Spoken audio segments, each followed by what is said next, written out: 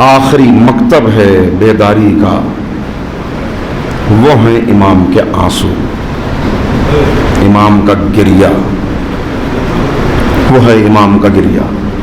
جسے ہم کہتے ہیں کہ امام روتے رہے، امام رو رہے تھے مگر کبھی معاشرے کی بے حیائی پر رو رہے تھے، کبھی بڑھتی ہوئی مادیت پر رو رہے تھے، تو کبھی ان مظالم پر رو رہے تھے کہ جن مظالم کا پہنچانا اس لیے کہ سید الساجدین صرف سید الساجدین نہیں ہے بلکہ مبلغ خون حسین ہے، سید الشہداء کے خون ناطق کے پیغام کو دنیا تک پہنچانے والے۔ پردہ ڈال دیا ہوتا زمانے نے، سب چھپ کے رہ جاتا، مگر یہ سید الساجدین کے آنسو ہیں۔ امام نے صحیفہ سجادیہ کی دعاؤں کے ذریعے سے معاشرے کو بیدار کیا، اور آج تک یہ دعائیں آج تک بیدار کر رہی ہیں۔ اس وقت آج 21 سینچری میں کتنے لوگ متاثر ہوئے اس سے، کتنے انگریز ہیں جنہوں نے کلمہ پڑھا ہے۔ اب میرے پاس موقع نہیں بچا، وہ پھر کسی موقع پہ گفتگو کروں گا، لیکن کتنے لوگ ہیں جو اس سے آج بھی متاثر ہو رہے ہیں۔ یہ دعائیں، دوسرا رسالۃ الحقوق جس میں امام نے حقوق بیان کیے کہ بندوں کے حقوق ایک دوسرے پہ کیا ہے، تیسرا اپنے شاگردوں کی تربیت، چوتھا اپنے غلاموں کی تربیت، اور پانچواں خود امام کا اپنا کردار کہ امام کے القاب میں ایک لقب ہے منارۃ القانتین، عبادت کرنے والوں کے لیے، اللہ کی راہ پر چلنے والوں کے لیے نور کا منارہ، وہ سامنے منزل نظر آ رہی ہے، بس اس طرف بڑھتے چلے جا رہے ہیں۔ ایک امام کے القاب میں آپ کا لقب ہے ذو الصفنات۔ اہل علم تشریف فرما ہیں، ارباب فہم و دانش موجود ہیں، اتنے سجدے کرتے تھے کہ جیسے اونٹ کے گھٹنے ہیں اس طرح امام کی پیشانی ہو جاتی تھی، اور اس کو کاٹ کے یہاں سے کھال کو الگ کرنا پڑتا تھا، اس لیے امام کا لقب پڑا ذو الصفنات۔ زاہد، عابد، شاکر، سید الساجدین، سید الصابرین، زین الصالحین، زین العابدین، زین المجتہدین، یہ ایک لقب تقاضا کرتا ہے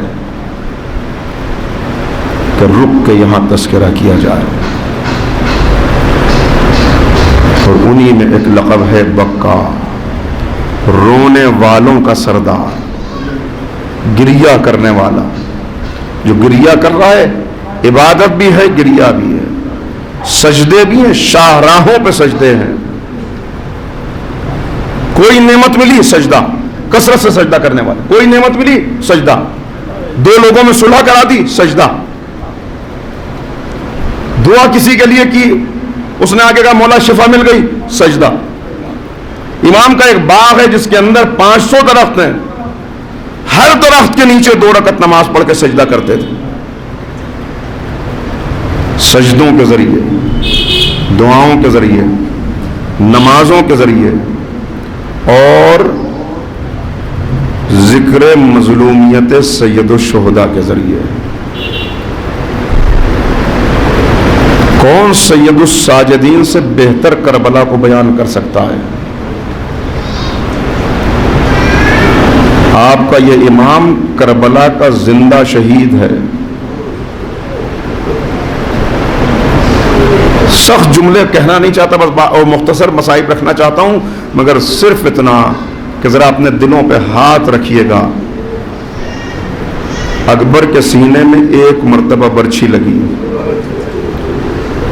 اون و محمد 1 مرتبہ اپنے خون میں لوٹے، قاسم کا لاشا 1 مرتبہ پامال ہوا، مگر آپ کا یہ امام وہ ہے جو کبھی کوفے میں شہید ہوا، کبھی شام میں شہید ہوا، کبھی بازار میں شہید ہوا، کبھی دربار میں شہید ہوا۔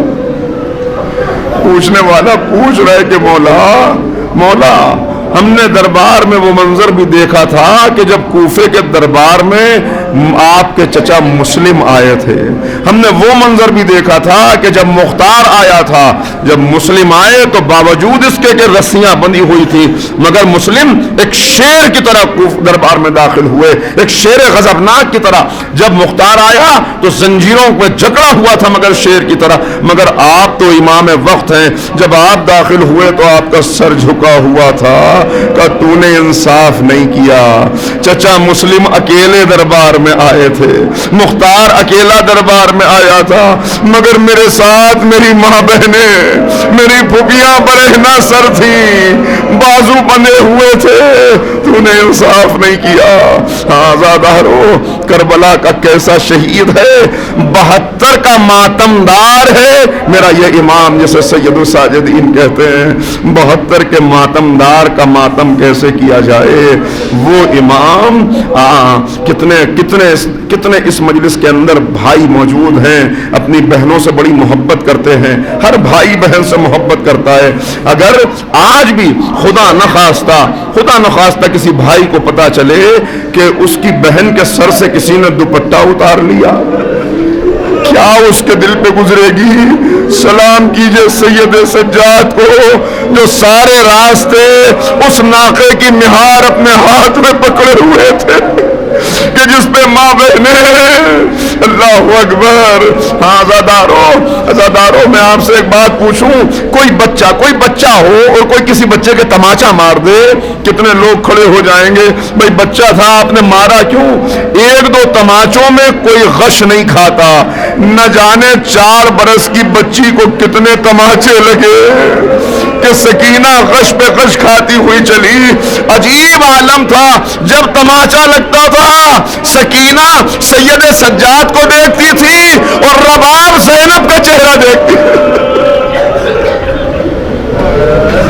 کیا کیا مصیبتیں ہیں جو میرے امام نے اٹھائی ہیں, کیا کیا مصیبتیں اٹھائیں. مگر جب امام سب اسی لیے کیسے منظر تھے جو دیکھے تھے, اسی لیے جب بھی امام کہیں جاتے, جب بھی کبھی بازار میں نکل آتے امام, قصاب اپنے دکانوں پہ پردے ڈال دیا کرتے تھے, اور کبھی دیکھ لیتے کہ کوئی کسی دمبے کو ذبح کرنے کے لیے لے جا رہا ہے تو اس سے کہتے ذرا رک جا, اتنا بتا دے تو نے اسے پانی پلا دیا, تو نے اسے پانی پلایا ہے. وہ کہتا مولا ہاں میں نے پانی پلا لیا, بس فوراً کربلا کا رخ کرتے, بابا مدینے کا جانور بھی پیاسا ذبح نہیں ہوتا, بابا مدینے کا جانور بھی پیاسا نہیں ذبح کیا جاتا, مگر ہائے میرے بابا کو پیاسا ذبح کر دیا گیا. یہ سب انداز تبلیغ سید سجاد کے کہ بازاروں میں کھڑے ہو کے کربلا بیان کر رہے ہیں, لوگ کربلا کو بھولنے نہ پائے, کہیں پردہ نہ پڑ جائے, کہیں شہادت کا مقصد لوگوں کے ذہن سے محو نہ ہو جائے, ہر منزل کے اوپر بتاتے ہوئے. اور جب بھی کوئی آیا اور آ کے کسی نے کہا کہ مولا یہ تو بتائیے کربلا میں سب سے زیادہ مصیبتیں کہاں پڑی, امام نے نہیں کہا کہ جب اکبر کے نیزہ لگا, نہیں کہا کہ جب قاسم کا لاشا پامال ہوا, 3 مرتبہ الشام. یہ 3 مرتبہ شام کیوں کہتے تھے؟ شاید مقصد یہ تھا دربار شام, بازار شام, زندان شام. ہاں زادارو, بس ختم ہو گئی مجلس. مگر امام کی ایک مصیبت, پوچھنے والا پوچھ رہا ہے مولا مجھے یہ بتا دیجئے آپ کے لیے سب سے بڑی مصیبت کا وقت کون سا تھا, آپ کے لیے سب سے بڑی مصیبت کا وقت کون سا تھا؟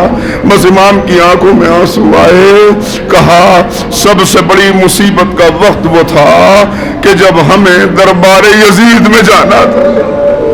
کہ اس وقت میری پھوپھی کا عالم, بس یہ آخری منظر دیکھ لیجئے گا, کہ میری پھوپھی کا عالم یہ تھا کہ میری پھوپھی نے جب دیکھا تو اس تصور سے کہ یزید کے دربار میں جانا ہے, سیدانیوں کے چہرے سفید ہو گئے تھے, چہرے زرد ہو گئے تھے. کہ اس وقت اگر میری پھوپھی کھڑی نہ ہوتی شاید کئی بیویوں کی روح نکل جاتی. بی بی زینب کھڑی ہوئی, ایک بی بی کو اپنے سینے سے لگایا, ارے گھبراؤ نہیں, اللہ اس مشکل کو بھی آسان کرے گا, اللہ یہ مرحلہ بھی طے کرا دے گا. ایک بی بی کو, مگر امام کہتے ہیں جب ساری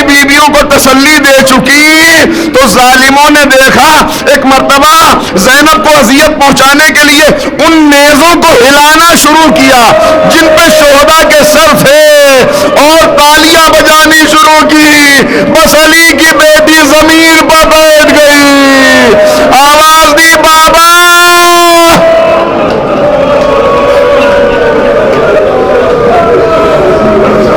آواز دی بابا. امام کہتے ہیں میں آگے بڑھا, میں نے کہا پھوپھی اماں, پھوپھی اماں آپ عالمہ غیر معلمہ ہیں, پھوپھی اماں حوصلہ رکھیے.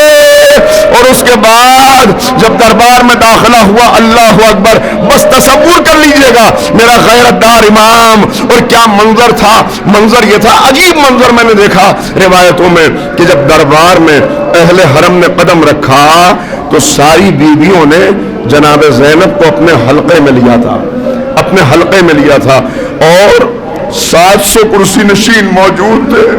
اور جناب زینب بیویوں کے حلقے میں اپنے آپ کو چھپانے کے لیے رکوع کے عالم میں چل رہی تھی.